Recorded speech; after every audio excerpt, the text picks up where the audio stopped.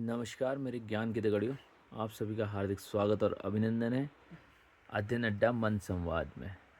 आज की कड़ी में शुरुआत करने से पहले मैं आपको बता दूं कि मुंशियारी में अभी हो रही है झमाझम बारिश और अभी दोपहर के बजे हैं 2:30, लेकिन मुंशियारी में झमाझम बारिश हो रही है तो उसमें ठंडा भी है।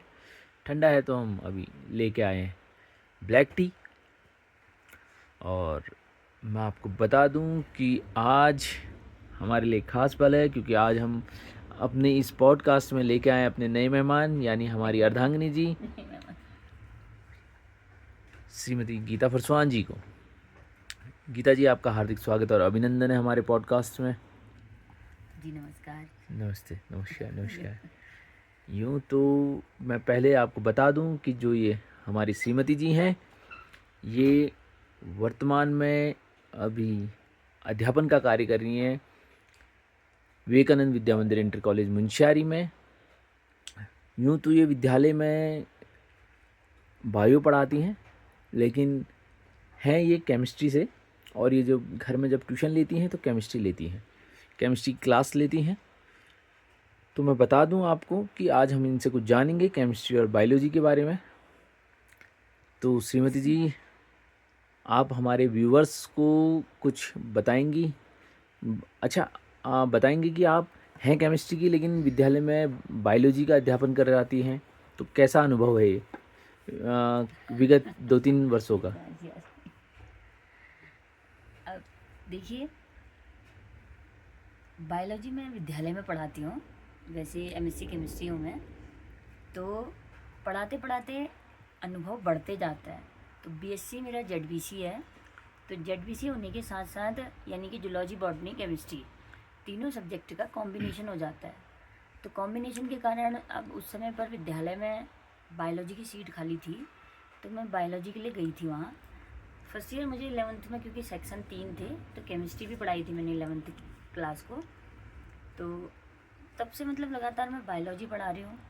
तो बायोलॉजी में भी एक अच्छा अनुभव प्राप्त होता है। और बायोलॉजी और केमिस्ट्री का अच्छा कम्युनिकेशन है कि बायोलॉजी आप पढ़ रहे हैं तो केमिस्ट्री भी समझ में आ जाती है। केमिस्ट्री और बायोलॉजी यानी कि बायो मॉलिक्यूल्स जैसे हम बोलते हैं, तो मॉलिक्यूल्स के बारे में केमिस्ट्री में भी पढ़ते हैं और मॉलिक्यूल्स के बारे में हम बायोलॉजी में भी पढ़ते हैं। ऐसी बहुत सारी चीज़ें होती हैं जो बायोलॉजी और केमिस्ट्री को एक दूसरे से जोड़ती हैं। जैसे रिएक्शन हो गई, केमिकल रिएक्शन है, फिजिकल रिएक्शन है। तो आपस में एक दूसरे के साथ जो सब्जेक्ट हैं वो बॉन्डिंग बना के चलते हैं। तो ठीक लगता है, मतलब केमिस्ट्री भी पढ़ाना अच्छा लगता है और बायोलॉजी भी अच्छा लगता है। तो बायोलॉजी में कई सारी चीज़ें ऐसी होती हैं जो पहले शायद नहीं आती थी, पढ़ाते पढ़ाते वो ज़्यादा अच्छी आती हैं अब।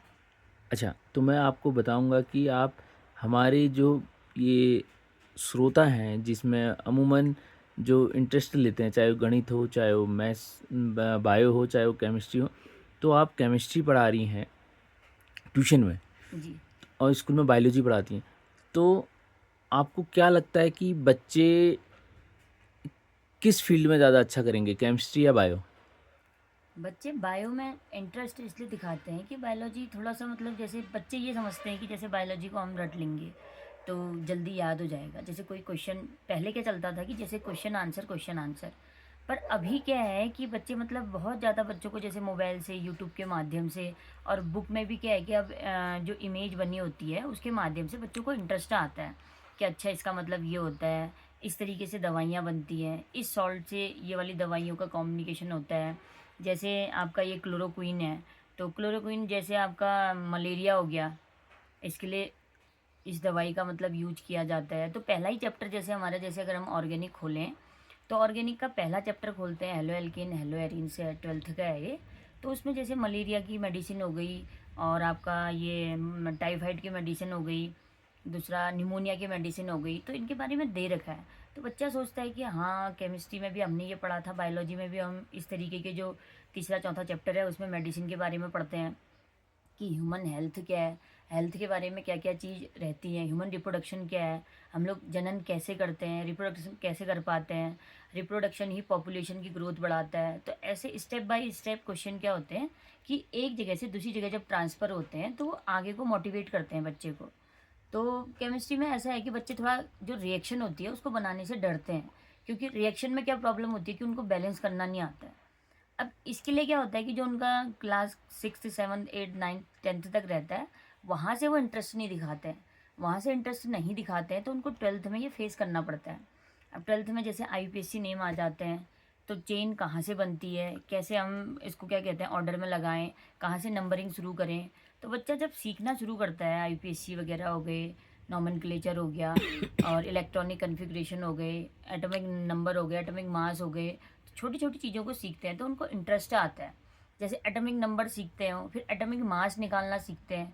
अब बुक में क्या होता है कि पहले से मेंशन होता है कि इसका एटॉमिक नंबर इतना है तो इसका एटॉमिक मास इतना होगा।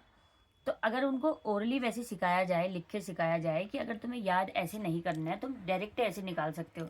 जैसे हम टेबल पढ़ते हैं, तो टेबल पढ़ते हैं, एक ट्रिक होती है कि हाँ इसके बाद इतना आता है, एक लिखने वाली, एक फटाफट बोलने ओरली ट्रिक होती है। तो वैसे केमिस्ट्री को भी क्या है कि अगर ट्रिक से पढ़ाया जाए तो बच्चा बहुत जल्दी सीखना शुरू कर लेता है।